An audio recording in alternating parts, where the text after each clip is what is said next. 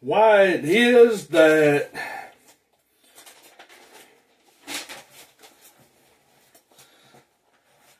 I don't plan to own a vehicle anymore ever again, and here's why. August 9th, 2025, I'll just read you this.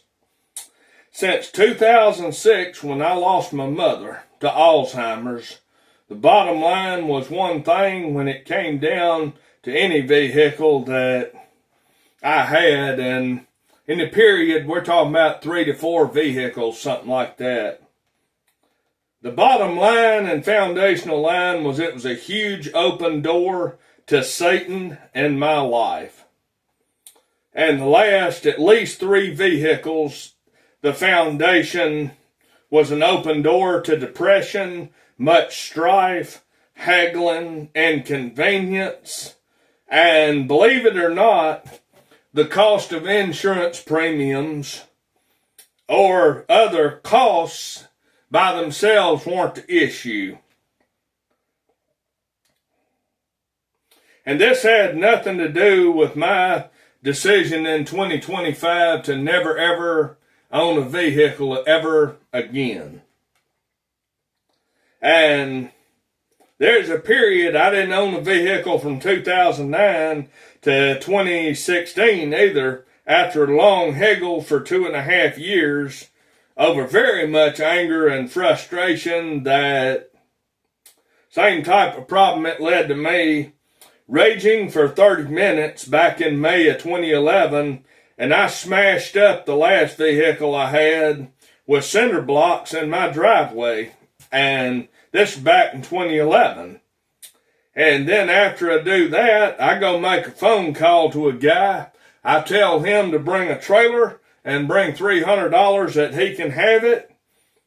So then it comes to pass 2016, 5 years later, I moved back to Georgia. So in 2018, this thing that I smashed up shows back up at another party's property and at that time I'm not in the state anymore. I've been gone for 2 years. And I feel in 2025 that me not being a mechanic and not mechanically inclined, I feel after years of this type of frustration and a vehicle being a black cloud always over my life, it's best that I just not own one anymore. And I had rather, be honest with you, I'd rather walk 30 miles afoot than deal with this type of confusion, bad experience, mix-ups, and miscommunications, or stress anymore. It's been so bad that it was causing me to have migraines, and these migraines were with and without aura, and meaning retinal zigzags or arcs that last 30 minutes that are kaleidoscope looking, lasting about 30 minutes. That's an aura.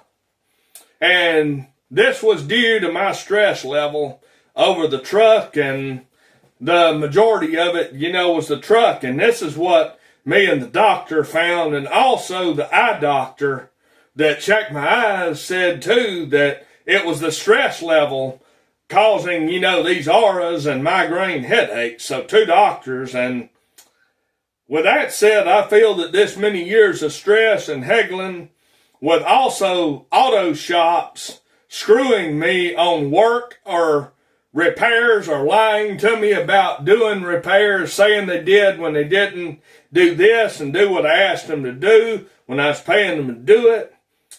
And just the fact that I can't ever get anywhere except in a rut, pun intended there, and spinning my wheels, pun intended. And the bottom line for number 2 of the foundational issue was this has always turned into a tub of crap somehow. And it always gets me caught up in places that aren't good to go and I don't want to be in. And the most part, it gets everybody else in a situation that's not good. And So I feel it's best for me to just not own a vehicle at all anymore. Plus, I have no desire after what I've been through to ever own one of these headaches again. I had rather walk 30 miles than have a headache like that, pun intended. And to be this stressed or depressed when they need work, and it always turns into a god-awful ordeal that I never, ever want to think about ever again. And Chad chooses to just not have this mess in his life anymore. Personally, I had rather, if I need to go grocery shopping, to either do it online and pay to have the groceries delivered, or I had rather have a contract out with a ride service or pay a cab to take me and not have to dwell on the dark black cloud of if I have a breakdown mechanically in the 2 to 3 years it takes to get them resolved by the time all's said and done. And, that's if I have a breakdown mechanically. I'd rather pay somebody else to take me around and not have to worry about that, and I can focus on my day, and then I can think straight again. And again, it's not insurance premiums, it's not the cost of tags or that kind of stuff. That's the issue. But the big issue is it is a terrible, horrible, god-awful ordeal when I need something done and need something looked at. One vehicle in Georgia was 2 to 4 years of this haggling and inroads to the devil. So I'm shutting the vehicle door to the devil, especially the Chevy I went and rolled on August 17th, 2006. That after losing my mother Jan, this thing needed $1,500 of work. I didn't have it. I didn't have nothing. So I went and rolled it, and I'll be honest about it.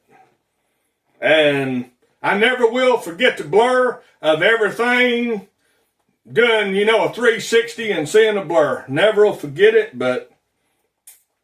and so me owning a vehicle has caused much confusion in multiple occasions in Oklahoma and Georgia, and has gotten people involved in situations that then they come back on me, and it would end up ruining both of our reputations. And I have to say, walking 30 miles didn't ruin our reputations, and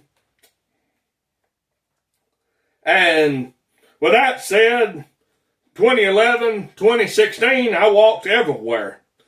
And never will forget when I nutted out that morning in 2011 after 2.5 years haggling over the same type of issue.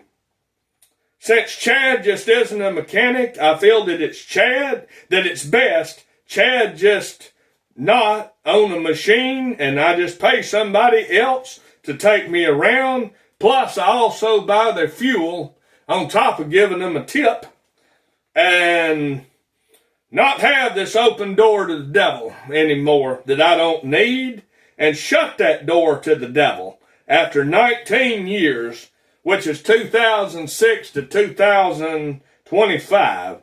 Much love, y'all. Vehicle ownership is a silly, foolish game that's just not going to be a part of my life, never be a part of Chad's life anymore, ever again. Gavel.